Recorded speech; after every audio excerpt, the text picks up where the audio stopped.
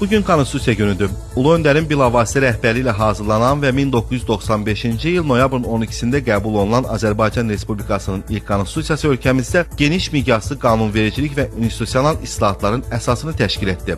Bu konstitusiya dövlətimizin müstəqilliyinin, suverenliyinin və ərazi bütövlüyünün qorunması, hüquqi dünyəvi dövlət quruculuğu, vətəndaşlarımızın layiqli həyat səviyyəsinin dünya ölkələrlə dostluq və əmin-amanlıq şəraitində əməkdaşlığın təmin edilməsi kimi ali niyyətlərin həyata keçirilməsi üçün mühüm qanunvericilik bazası rolunu oynayıb və mövzunu millət vəkili Jalə Əliyeva ilə müzakirə edirik. Bu il ölkə prezidenti cənab İlham Əliyevin sərəncamı ilə ölkəmizdə konstitusiya və suverenlik elan edilib. Biz konstitusiyamızın 30-cu ilini böyük bir sevinclə, böyük bir coşqu ilə qeyd edirik və 12 noyabr Konstitusiya günüdür. Qeyd etdiyimiz kimi Azərbaycanın ilk müstəqil konstitusiyasının qəbul edilməsindən 30 il keçir və bu 30 il ərzində Azərbaycan xalqı, Azərbaycan dövləti özünün konstitusion hüquqlarını qorumaq və bərpa etmək üçün əlbəttə ki, çox böyük bir yola çıxmışdı.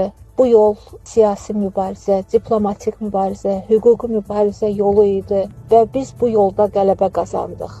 Azərbaycan xalqı 30 ildən sonra öz konstitusion hüquqlarını geri qaytardı. Azərbaycan dövləti yenidən bütövləşdi. Azərbaycan torpaqları yenidən birləşdi. Və bugün artıq Azərbaycan bölgənin, dünyanın böyük bir nüfus sahibi, söz sahibi bir ölkəsidir. Və Azərbaycanın bu nüfuzu, Azərbaycanın durmadan artan inkişafı, böyüyən şəhərlərimiz, kəndlərimiz əlbəttə bunu deməyə əsas verir ki, hələ gələcək zəfərlər öndədir.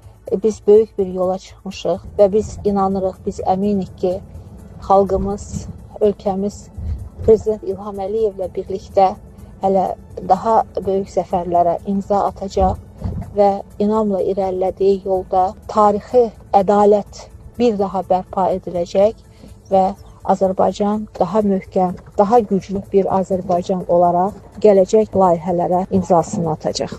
Təşəkkür edirəm Jalə xanım.